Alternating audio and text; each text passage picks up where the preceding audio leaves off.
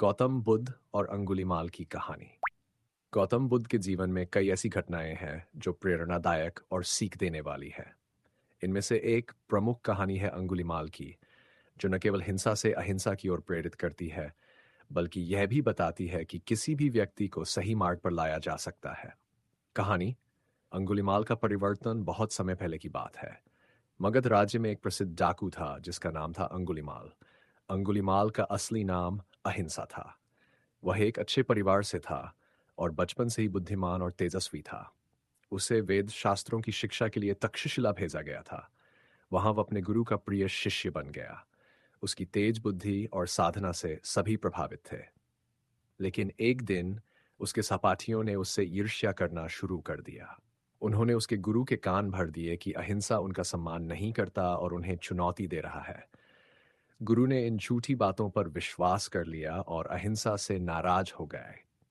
गुरु ने सोचा कि वह अहिंसा को एक असंभव कार्य देकर उससे छुटकारा पा लेंगे। उन्होंने अहिंसा से कहा, यदि तुम मेरा सच्चा शिष्य हो तो तुम मुझे 10 मानव अंगुलियां लाकर दिखाओ। अहिंसा, जो गुरु का आदर करता था, ने इस कठिन कार्य को स्वीकार कर लिया। वह जंगल में चला गया और एक निर्दयी डाकू बन गया। वह यात्रियों पर हमला करता, उन्हें मारता और उनकी उंगलियां काटकर माला बनाता। इस प्रकार वह अंगुलीमाल के नाम से प्रसिद्ध हो गया, जिसका अर्थ है अंगुलियों की माला पहनने वाला। अंगुलीमाल के अत्याचारों से पूरा राज्य भयभीत था। लोग उसकी क्रूरता और निर्दयता से कांपते थे। किसी की भी हिम्मत नहीं थी कि वह उसके रास्ते में आए। लेकिन अंगुलीमाल की मां को अपने बेटे की बहुत चिंता थी। वह जानती थी कि उसका बेटा सही रास्ते से भटक गया है। एक दिन जब गौतम बुद्ध अपने शिष्यों के साथ उस जंगल से गुजर रहे थे, तो उन्हें अंगुलीमाल की कहानी सुनाई दी।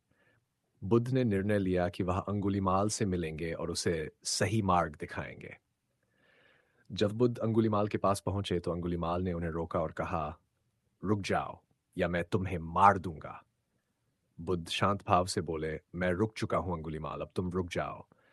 अंगुलीमाल हंस पड़ा और कहा, तुम्हारे जैसे भिक्षु को मारना बहुत आसान होगा। बुद्ध ने मुस्कुराते हुए कहा, मैं पहले ही रुक चुका हूं। मैंने हिंसा, घृणा और बुराई से अपना संबंध तोड़ लिया है।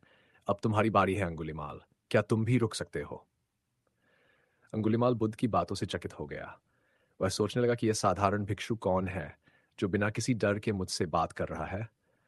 उसकी आंखें बुद्ध की शांत मुद्रा और प्रेममय दृष्टि पर टिक गईं। उसने अपने अंदर एक बदलाव महसूस किया। अंगुलीमाल ने बुद्ध से कहा, तुम कौन हो और तुमने मेरे लिए यह सब क्यों कहा? बुद्ध ने उत्तर दिया, मैं गौतम बुद्ध हूं। मैं तुम्हारे अंदर के अच्छे इंसान को जगाने आया हूं। तुम्हारे भीतर भी प्रेम, करुणा और दया है।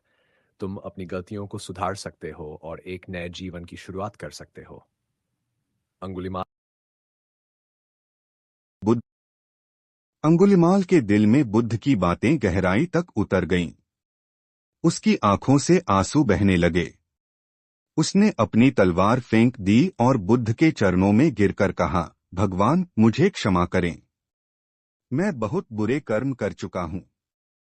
मुझे मार्ग दिखाइए।